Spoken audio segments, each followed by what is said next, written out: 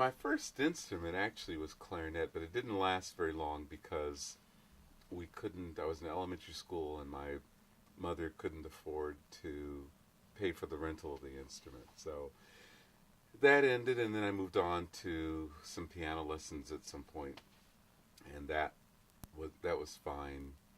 But the instrument, I mean, I always tell the story if you're kind of wondering how I got to bass. I always tell the story about being in the junior high school band room, and the band director saying, "What would you like to play?" And I looked around and I saw, ooh, this big thing hanging on the wall. And I said, "Ooh, can I play that?" And he said, "Sure." And he wrote down my name, and he wrote down tuba after it.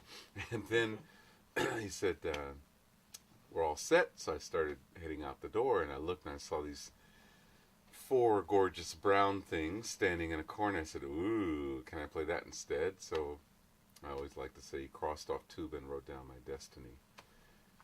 Or as Billy Higgins always used to say, you don't choose the instrument chooses you.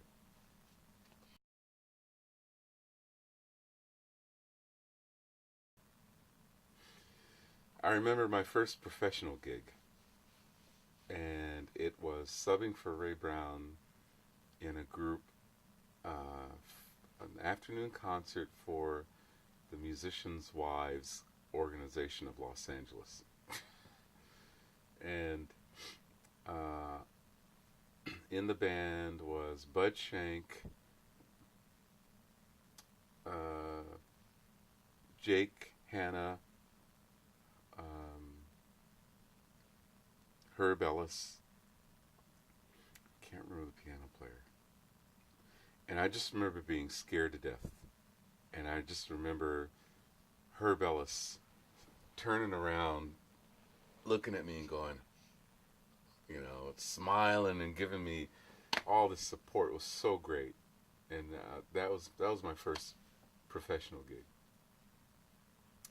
I don't know how much money I got paid. I'm sure I didn't care.